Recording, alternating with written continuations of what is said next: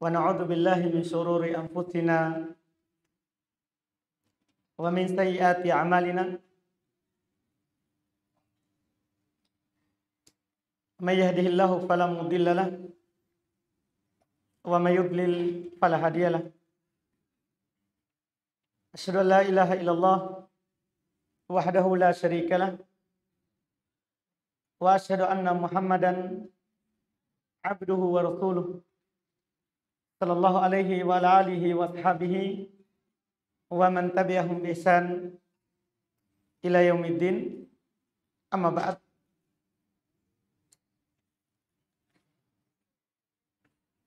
Kaum muslimin jamaah salat maghrib rahimani wa rahimakumullah.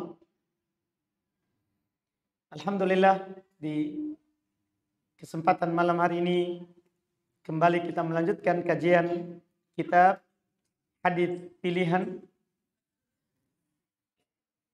yaitu kitab Al-Arba'in An-Nawawiyah,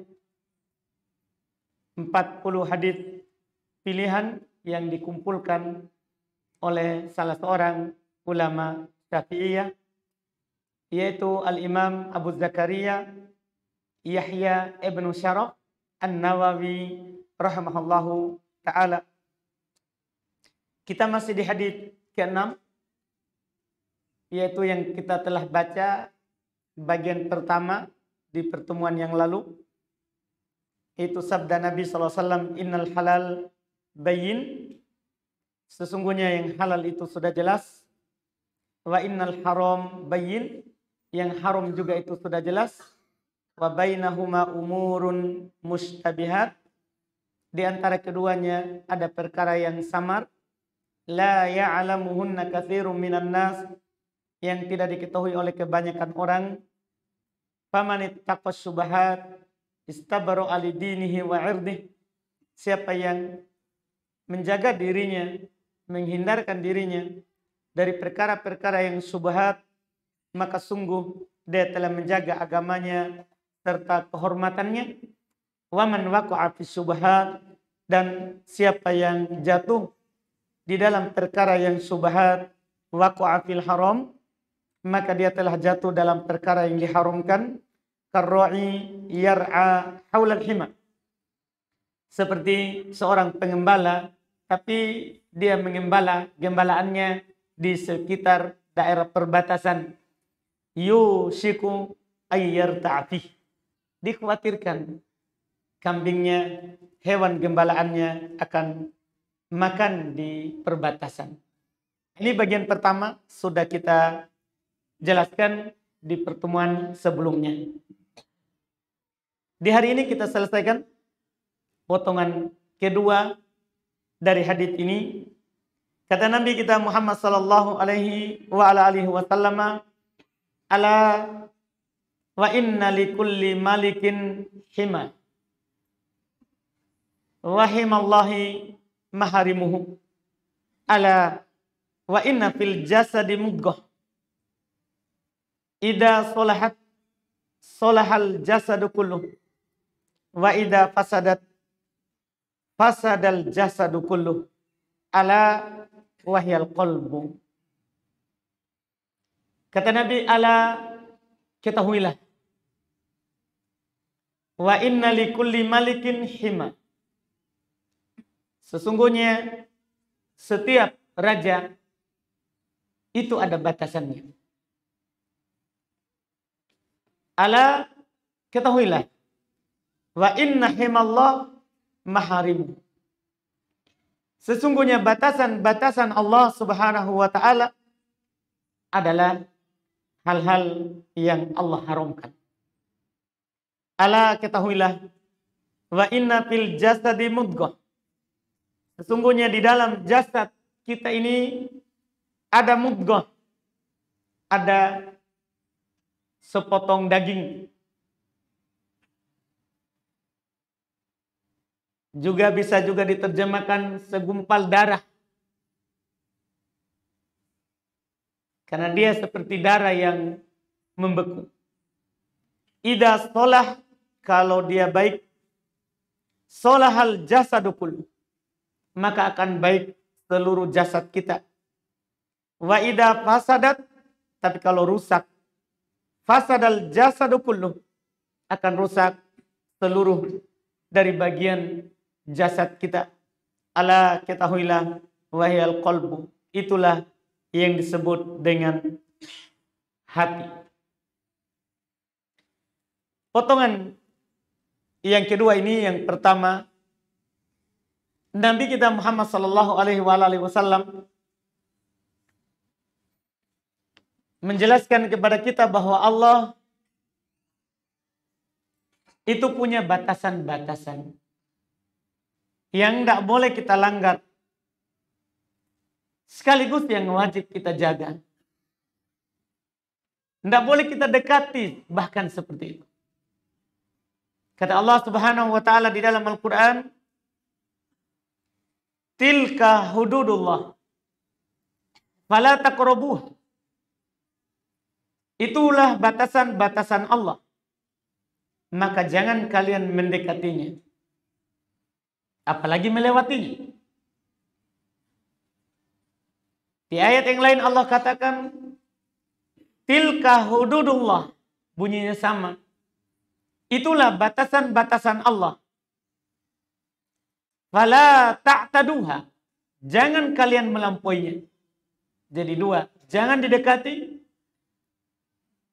Di ayat pertama, ayat kedua, jangan dilampaui. Jangan dilewati. Wa may yata'adda hududallah, siapa yang melewati batasan Allah, faulaika humudz zalimun, maka mereka itulah golongan orang-orang yang zalim, menzalimi diri mereka sendiri. Dua ayat ini adalah merupakan kaidah pokok di dalam syariat Allah Subhanahu wa taala terkait dengan apa yang Allah larang.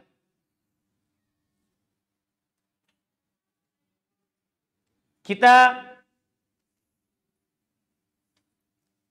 sebagai seorang muslim, demikian pula seorang muslimah, ada batasan-batasan Allah yang harus kita jaga.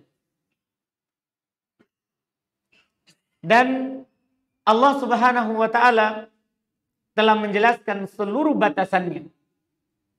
Makanya Nabi katakan di awal hadis, halal itu sudah jelas. Sebagaimana haram juga sudah jelas. Maka yang haram tidak boleh didekati. Yang haram tidak boleh dilewati. Kapan kita mendekatinya atau bahkan kita melewatinya, maka kita adalah orang yang zalim. Menzalimi siapa? Diri kita sendiri. Karena Allah Subhanahu wa taala tidak tersakiti, tidak dikurangi kekuasaannya dengan adanya orang maksiat. Tapi yang tersakiti, yang dikurangi adalah hamba itu sendiri. Adalah hamba itu sendiri. Anjuran untuk meninggalkan dan menjauhi yang namanya maksiat, durhaka kepada Allah, itu sangat banyak di Quran. Apakah secara umum atau secara khusus permaksiatnya? Semuanya. Dosa dari dosa-dosa besar, bahkan dosa kecil juga. Banyak sekali. Apakah langsung dalam bentuk larangan atau dalam bentuk ancaman dengan siksa? dalam bentuk larangan, maksudnya Allah Subhanahu wa taala langsung menyebutkan bahwa jangan dilakukan hal itu. Jangan dilakukan hal itu. Sangat banyak. Kalau mau rinciannya ini, kalau kita sebutkan satu persatu itu sangat banyak. Di sana sudah ditulis buku-buku kitab, ada para ulama kita mengumpulkan al-kabair, kumpulan dosa-dosa besar. Yang mengarangnya banyak juga. Yang disebutkan berdasarkan dalil Al-Quran, demikian pula hadis Nabi Sallallahu Alaihi Wasallam. Dan kalau kita tidak bisa baca buku, Quran penuh. Quran penuh dengan hal-hal yang dianjurkan untuk kita untuk meninggalkannya. Bisa kita baca. Yang jelas, dua ayat tadi itu sebagai kaidah pokok dari Allah Subhanahu wa taala untuk kita. Batasan Allah tidak boleh didekat. Batasan Allah Subhanahu wa taala tidak boleh kita lewati. Apapun itu. Hal-hal yang Allah Subhanahu wa taala haramkan tidak boleh kita lewati. Tidak boleh kita langgar. Kemudian setelah itu Nabi SAW kabarkan kepada kita di potongan terakhir dari hadis. Ketahuilah bahwa di dalam jasad kita ini ada sepotong daging yang kalau baik kata Nabi hal tersebut, maka seluruh jasad kita akan baik, dan Nabi katakan itu adalah hati. Apa hubungannya? Awalnya halal haram, ujungnya masalah hati. Kata para ulama kita, hubungannya adalah hati yang selamat adalah hati yang hanya merasa cukup terhadap dengan yang halal dan menjauhi yang haram. Itu namanya hati yang selamat. Itu isyarat dari Nabi kita Muhammad SAW. Kalau ada orang yang berkata, hati saya yang penting baik, tapi dia jatuh dalam yang haram, berarti itu tidak baik. Karena ini yang Nabi sebutkan. Hati yang baik, yaitu yang merasa cukup dengan yang halal, tidak memasukkan ke dalam hatinya hal yang haram. Karena dalam hadis yang lain, Nabi Shallallahu Alaihi Wasallam menjelaskan bahwa kalau anak Adam melakukan hal yang haram, itu akan dititikkan di dalam hatinya titik hitam. Setiap kali anak Adam melakukan yang haram, maka setiap itu pula akan dititikkan titik hitam. Sampai kata Nabi, ya'lu qalbah. Titik hitam itu meliputi hatinya. Menutup hatinya. Nah, ketika seperti itu, maka hati itu akan rusak. Hati itu akan rusak. Dan ketika hati rusak, maka seluruh badan kita akan rusak. Karena hati ini adalah rajanya anggota badan kita. Kata Al-Imam Ibn Rajab rahimahullahu ta'ala, al-qalbu malikul a'dha wa baqiyatul a'dha junuduh. Hati ini rajanya, penguasanya. Seluruh anggota badan kita ini di luar. Sisa anggota badan kita itu pasukannya hati. Wahum ma'ahada junudun ta'i'un lah. Mereka, yaitu badan kita ini, adalah pasukan yang akan selalu mengikuti hati kita. Mumba'ithuna fi ta'atih wa tanfidhi awamirihi la yukhalifunahu fi syai'in min dhalik. Hati inilah yang membangkitkan kita untuk melakukan ketaatan. Kalau kita bisa berbuat baik, itu kan hati kita yang membangkitkan kita untuk melakukannya. Dia adalah yang menyebabkan kita bisa melakukan perintah-perintah. Ini anggota badan, kata beliau, tidak pernah menyelisihi hati sedikit pun. Maka kata beliau, fa in kanal maliku solihan kanat hadhil junudu solihatan. Kalau rajanya, penguasanya baik, maka pasukan ini akan baik. Wa in kana fasida, kalau rusak, kanat junuduhu bihadhil masabah fasidat, maka pasukannya akan rusak. Dan beliau ingatkan kita, la yanfa'u indallahi ilal qalbul salim. Tidak ada sesuatu apapun yang bermanfaat di sisi Allah kecuali hati yang selamat. Kalau hati kita rusak, tidak ada lagi yang bermanfaat. Allah berfirman, yauma la yanfa'u malu wala banun illa man atallaha biqalbin salim.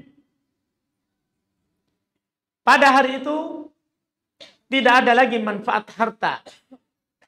Berapapun harta yang kita punya, wala banun, hari itu tidak bermanfaat lagi anak keturunan. Berapa orang kita punya anak, laki-lakinya berapa, perempuannya berapa. La yanfa, tidak akan bermanfaat. Illa man atallaha biqalbin salim. Ini di surat Asy-Syu'ara ayat 88-89. Saya sebutkan ayatnya supaya kita jadikan itu sebagai renungan kita di rumah. Bahwa nanti di hari kiamat tidak bermanfaat lagi harta, tidak bermanfaat lagi anak keturunan. Kecuali yang datang kepada Allah dengan hati yang selamat. Itu yang bermanfaat. Bahkan jangankan di hari kiamat, jangan di hari kiamat, terlalu jauh mungkin kita pikirkan. Karena hari kiamat masih lama. Belum keluar Mahdi, belum keluar Dajjal, belum keluar Ya'juj, Ma'juj, belum turun Nabi Isa. Masih lama, kadang kita punya anak, oh itu masih lama. Meninggal. Ketika kita meninggal, tidak ada yang akan ikut bersama kita di dalam lubang kuburan yang kecil itu, seukuran badan kita. Kecuali apa yang kita amalkan dengan hati yang selamat. Semuanya akan kembali. Dalam hadits Anas Ibn Malik radhiyallahu taala anhu, Nabi sallallahu alaihi wasallam menjelaskan kalau kita meninggalkan dunia ini,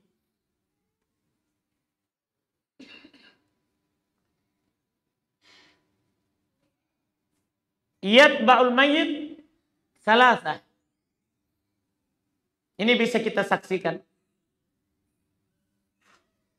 Orang yang meninggal akan mengikuti dia ke kuburannya 3 golongan. 3 orang, 3 kelompok. 3 perkara. Yatba'uhu maluhu wa ahluhu wa aman. Akan ikut mengantarkannya hartanya, keluarganya, dan amalannya. Kita punya harta, ikut dibawa mengantarkan kita ke kuburan. Kita punya keluarga, anak, istri, orang tua, bahkan keluarga jauh, ikut mengantarkan kita. Dan amalan yang kita pernah lakukan. Amalan yang pernah kita lakukan. Tapi kata Nabi, sayarji'utnan wa yabqa wahid. Akan kembali 2, tidak masuk ke dalam kuburan. Yang masuk bersama kita ke kuburan itu hanya 1. Sayarji'u maluhu wa ahluhu. Akan kembali hartanya. Kita punya mobil akan dibawa pulang, motor juga dibawa kembali. Dan ahlu, keluarganya juga. Istri yang kita punya, bagaimanapun cintanya kepada kita, dia mengatakan setiap malam, hanya kita yang saya cintai. Tidak mau dia masuk bersama kita ke dalam lubang itu. Tidak mau. Anak juga seperti itu. Yang kita kadang begadang karenanya, lembur karenanya. Kita kadang berkelahi sama orang karenanya. Juga tidak ada yang tidak mau masuk bersama kita ke kuburan. Yang tersisa adalah amalan. Amalan yang muncul karena hati kita yang baik. Karena hati kita yang baik.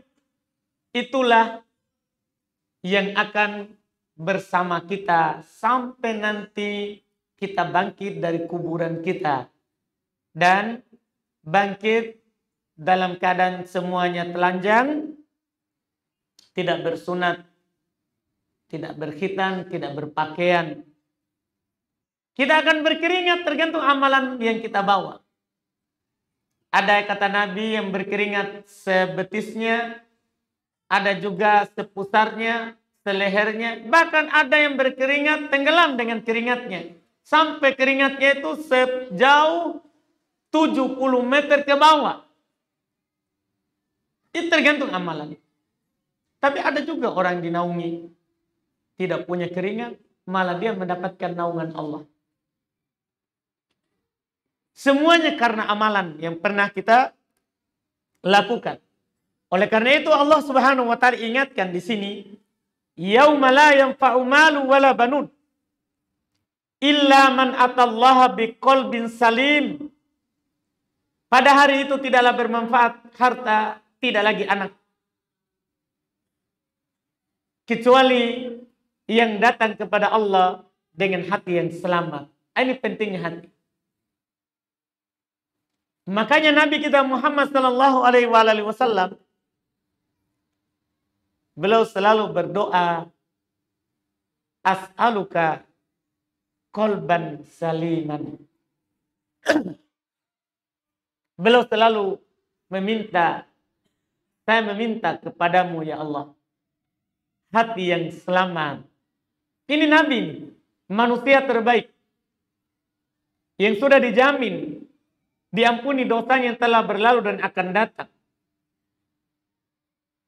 Tapi bersamaan dengan itu beliau selalu berdoa, as'aluka qalban saliman. Saya meminta kepadamu ya Allah, hati yang selamat. Sekarang apa itu hati yang selamat? Kata Al-Imam Ibn Rajab, al-qalbus salim, hati itu akan dianggap hati yang selamat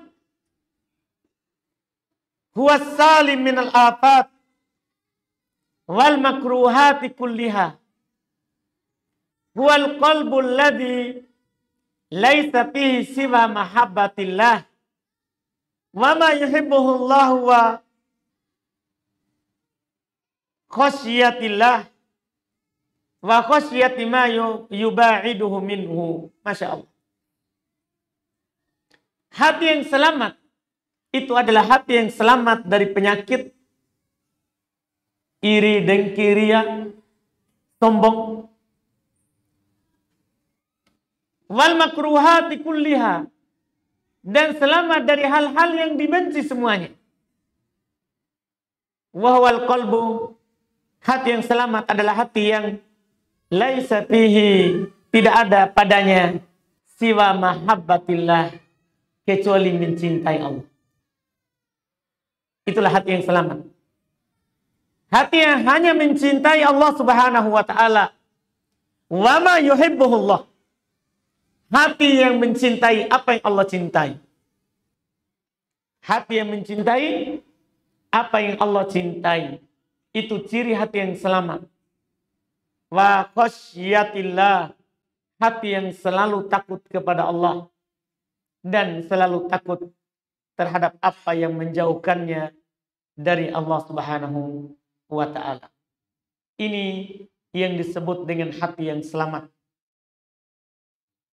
Ini yang disebut dengan hati yang selamat. Selamat dari hal-hal yang menjauhkan dari Allah. Artinya, berarti kita selamat dari dosa dan maksiat. Termasuk syirik. Dengan berbagai macam jenisnya. Dosa-dosa besar selain syirik. Dengan berbagai macam jenisnya. Ini yang dikatakan oleh Al-Imam Ibn Rajab rahimahullahu ta'ala. Yang dikatakan oleh Al-Imam Ibn Rajab rahimahullahu ta'ala. Bahkan lebih jelas lagi daripada itu adalah hati yang selamat itu adalah hati yang sampai memberi atau tidak memberinya itu karena Allah. Itu namanya hati yang selamat. Kata Nabi Shallallahu Alaihi Wasallam, man a'ta lillah, wa mana'a lillah, wa ahabba lillah, wa abghadha lillah, qad istakmalal iman. Siapa yang memberi karena Allah, dia juga tidak memberi karena Allah. Dia mencintai karena Allah. Dia mencintai Nabi karena dia utusan Allah. Dia mencintai para sahabat karena mereka lah yang menemani Nabi SAW. Memperjuangkan Islam sehingga bisa sampai kepada kita. Mencintai orang-orang soleh karena mereka adalah melakukan ketaatan kepada Allah Subhanahu wa taala. Wa abghadha lillah, membenci karena Allah. Dia benci orang-orang yang memerangi Nabi. Benci Abu Lahab, Abu Jahal. Dia benci karena dia memerangi Nabi SAW. Dia benci orang-orang yang membenci Nabi SAW. Karena mereka membenci Nabi. Itu namanya benci karena Allah. Benci karena Allah. Kata Nabi, faqad istakmalal iman. Siapa yang seperti itu, maka sungguh dia adalah orang yang sempurna imannya. Dia adalah orang yang sempurna imannya. Ini kata Nabi SAW. Oleh karena itu, mengobati dan memperbaiki hati itu adalah hal yang sangat darurat untuk kita semua. Kita sangat peduli badan kita bagus, sehat. Ketahuilah bahwa hati lebih penting untuk diperbaiki. Al-Imam Al-Hasan Al-Basri belum pernah berkata kepada seorang lelaki, belum seorang tabi. Belum berkata, dawi qalbak, obati hatimu. Obati hatimu. Fa inna hajatallahi ilal ibadi solahu qulubihim. Sesungguhnya kebutuhan Allah kepada hambanya adalah baiknya hati mereka. Karena Allah tidak lihat kepada badan kita. Allah tidak lihat kepada jasad kita. Allah tidak lihat kepada harta yang kita punya. Itu yang Nabi yang katakan. Innallaha la yanzuru ila suwarikum wala ila ajsadikum walakin yanzuru ila qulubikum. Allah tidak melihat kepada perawakan kalian dan bentuk tubuh kalian. Yang kita sangat peduli terhadapnya. Kita maklumi bersama. Kita sangat peduli terhadap badan kita. Takut kalau sakit. Bersamaan dengan itu, Nabi katakan Allah tidak melihat kepada itu. Tapi yang Allah lihat adalah hati kalian. Itu yang Allah lihat. Makanya amalan itu tidak diukur dengan badan. Amalan itu tidak diukur dengan nasab keturunan. Amalan itu tidak diukur dengan kekayaan. Tapi amalan itu adalah dilihat dari niatnya. Hadis terkenal sekali kita sudah baca di buku ini, hadis pertama. Nabi SAW bersabda, innamal amalu binniyat. Wa innamal likulli imri'in ma nawa. Amalan itu tidak lain tergantung niatnya. Setiap dari kita akan mendapatkan apa yang kita niatkan. Setiap dari kita. Mau kaya miskin kita. Kita adalah orang berkulit putih atau berkulit hitam. Kita orang tua atau anak kecil. Yang Allah lihat apa niat kita. Dalam setiap yang kita lakukan. Apa tujuan kita untuk melakukannya? Kenapa kita sholat? Kenapa kita berpuasa? Kenapa kita berzakat? Kenapa kita berhaji? Kenapa kita datang belajar? Kenapa kita baca Quran? Itu semua akan dilihat adalah niatnya. Adalah niatnya. Makanya dikatakan oleh Ibnul Mubarak, dan ini sebagai penutup pertemuan ini, kan ini perkataan yang sangat bagus sekali terkait dengan hati. Rubba amalin kabirin yusogirhun niyah. Terkadang ada amalan yang kita lakukan besar, tapi diperkecil oleh niat. Besar yang kita lakukan.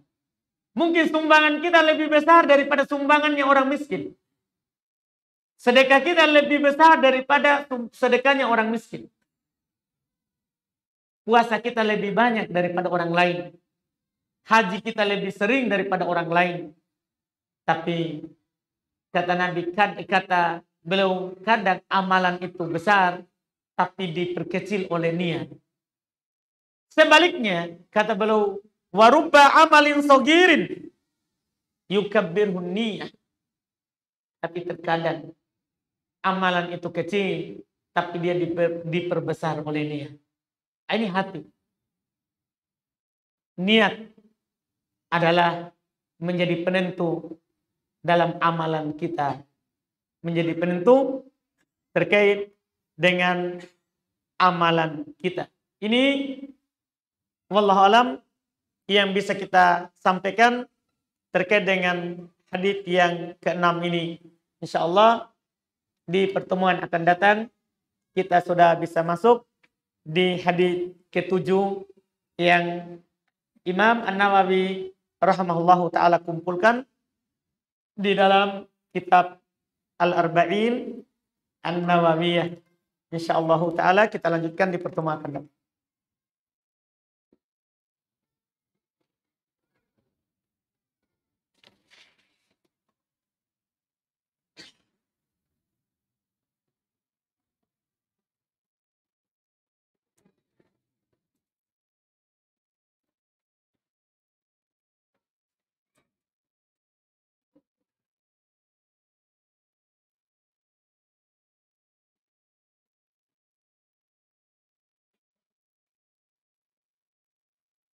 Di sini ada pertanyaan. Bismillah, Ustadz, sebelum ana menikah, ada dua pilihan calon istri. Masya Allah. Awam dan akhwat. Maksudnya awam dan akhwat. Itu awam, bukan akhwat. Iya. Maksudnya awam, orang awam belum belajar dan sudah belajar. Jangan bilang awam dan akhwat. Awam juga akhwat. Karena kalau itu awam bukan akhwat, kita tidak boleh nikahi. Iya. Jadi ada yang awam, maksudnya belum belajar. Dan ada yang sudah belajar. Belajar sunnah. Namun saya memilih yang masih awam. Ini awal musibah. Dikarenakan setelah sholat istikharah, lebih condong ke calon yang masih awam. Dan prosesnya juga diberikan kemudahan. Tapi setelah menikah, kami kadang bertengkar. Dikarenakan masalah prinsip terutama dalam hukum syar'i. Istri saya juga mau bekerja, sedangkan saya melarangnya. Kadang muncul perasaan menyesal karena salah memilih istri. Apakah hal ini termasuk menyesali takdir? Mohon nasihatnya Ustaz dan mohon doanya mohon doa semuanya agar istri ana diberikan taufik dan hidayah sunnah. Masya Allah. Karena ini kita bertanya setelah terjadi, maka pertama sekali kita katakan, ya itu adalah sudah menjadi takdir Allah. Sudah menjadi takdir Allah Subhanahu wa ta'ala. Tidak bisa kita membatalkan sesuatu yang telah dituliskan. Karena itu telah ditetapkan sebelum kita lahir dan sebelum istri tadi kita yang kita nikah itu lahir ke dunia ini. Bahkan sebelum diciptakan langit dan bumi sudah ditetapkan. Maka tidak ada yang bisa kita lakukan sekarang karena ini sudah terjadi kecuali bersabar menghadapinya dan ketahuilah kalau kita memang orang baik, maka Allah akan memberikan kita jalan keluar. Kita hadapi masalah itu dengan takwa.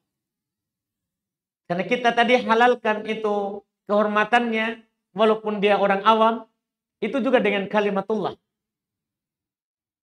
Dengan akad. Maka kita jaga itu. Kita jaga dengan kesabaran. Dan kalau kita mampu bersabar, pasti ada jalan keluar setelahnya. Kita hadapi dengan takwa. Tidak perlu kita sesali apa yang telah terjadi. Ucapkanlah qaddarallahu wa ma syafa'al. Semuanya adalah ketentuan Allah. Apa yang dikehendaki pasti akan terjadi. Karena tadinya kita sudah sholat istikharah, minta pilihan kepada Allah. Dan itu yang ditentukan, itu yang kita jalani. Itu sudah menjadi takdir kita karena sekarang sudah terjadi. Karena sekarang sudah terjadi. Maka sekali lagi tidak ada yang bisa kita lakukan untuk tahap awal ini kecuali bersabar, tidak menyesali apa yang telah ditentukan. Apa yang telah ditentukan. Kemudian yang kedua, masalah istri kita masih awam, maka kita yang sudah kenal kebaikan, nasihati dia dengan baik. lembut, penuh hati-hati. Karena perempuan itu, kata Nabi SAW, kurang akal, kurang agama. Perempuan itu. Ya, yang katakan bukan saya, jangan sampai ibu-ibu di belakang marah. Nabi yang katakan, perempuan itu kurang akal, kurang agama. Kurang akal, kurang agama. Oleh karena itu persaksian laki-laki kalau dibandingkan dengan perempuan, itu harus 2 perempuan yang bersaksi baru bisa menutupi 1 laki-laki yang bersaksi. Karena kurangnya akalnya perempuan. Karena itu perempuan itu harus dinasehati dengan baik. Kata Nabi, rifqon bil qawarir, lemah lembutlah terhadap gelas kaca itu. Karena dia gampang pecah. Masalah sedikit saja dia meledak.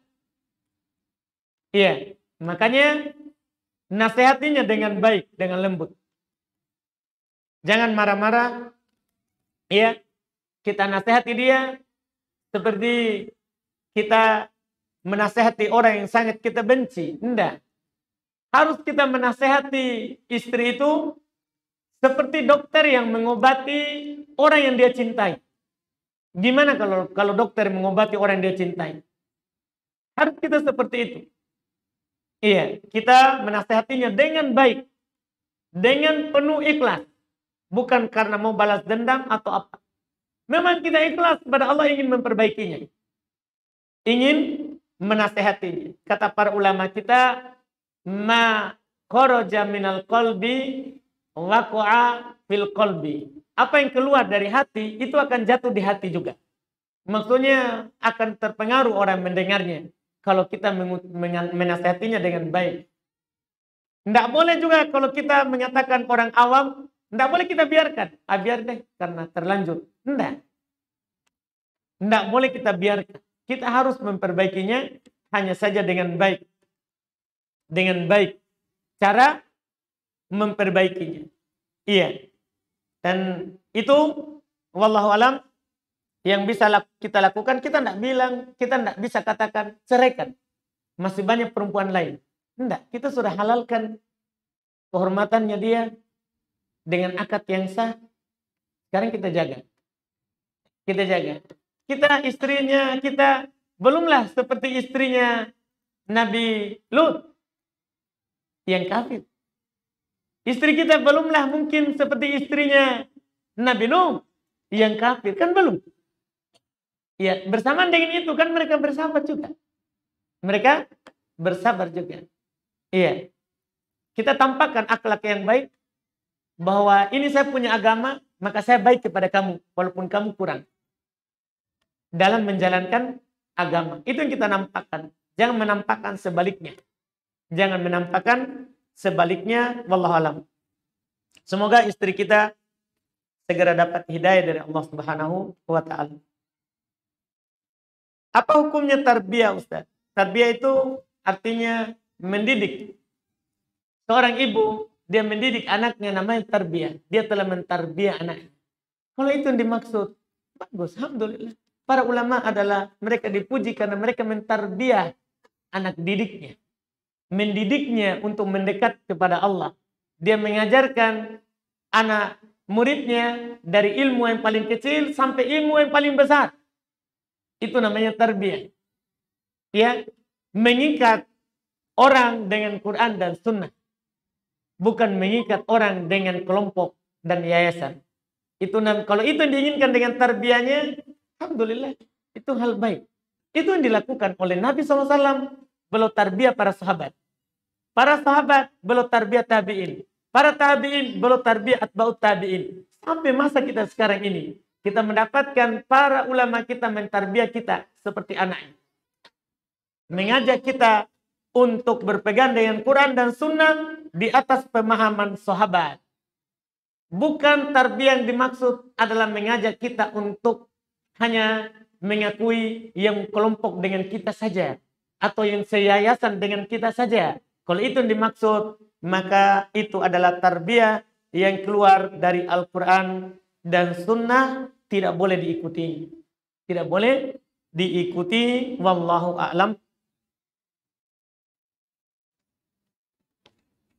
Satu. Kayaknya masih bisa. Enggak bisa? Yakin? Alhamdulillah. Baik, sudah cukup katanya. Kita lanjut lagi di pertemuan akan datang. Subhanallah hamdik. Asyhadu an la ilaha illa anta astaghfiruka wa atubu ilaik. Assalamualaikum warahmatullahi wabarakatuh.